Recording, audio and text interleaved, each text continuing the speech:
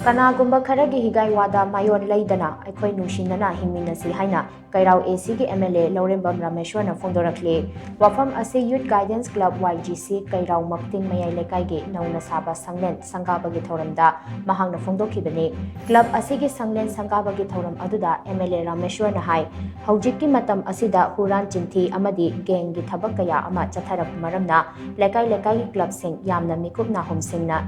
lingna leibu mathau tare tongan balup sing dagi demand na chingba laklabadi miyamna losin bigano asigumba thawong sing asigi matangda club sing natraga mari leinaba police station singda pau piduna aikoi punna thengnaminasi handak selga mari leinana tongan ba mafam anida thokiba thodok sing adu thamoi shokna nungaite asigumba huran chinthigi phattaba thabak sing asi thoktanaba drug yonba sing thengnaminanaba club ki naha sing yamna lingna leihaningi mi phaba phuba amadi huran chinthi sing thokhandanaba lekai gi club sing punsinnaduna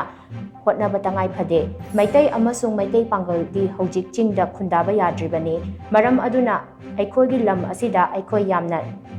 risky oiribani masida Kanagumba Kharagi Higai-Waada Eikhoi gi Maiyon leigumsi aikhoi nungshinana leiminaba mathau tai haina mahakna makha takhi ngasi gi club sangaba gi thoram aduda MLA Lourembam Rameshwor YGC gi president Dr. Khatabuddin Saha Amadi, Imphal East District ki Chief Medical Officer Dr. Lourembam Indirana Mathangsitna Chief Guest President Amadi Guest of Honor oina saruk yakhi.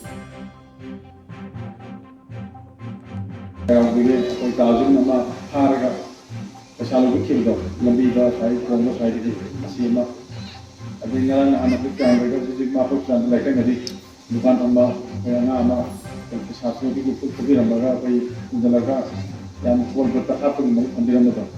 asal kita para anak kami ada na, jadi kita kita lekai klub saja, kami lagi betul tak, kita libat ada kerana citi aku giat itu, kita punya apa, na, haina mai kita anda pasti aja juga nak kali kita sada,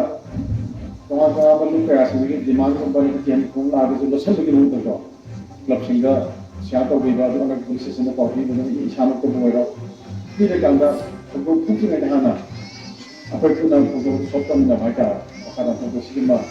klub sini dah kita biar semua ikut jadi. Karena kan am market untuk orang itu am kau ni, ma kau itu nak untuk jalan isi kita ada kita nak am si ciri nama kau dah nama ada jadi masih kena usaha kan kita. Klub sini am itu boleh ni mereka, mereka hasil mereka.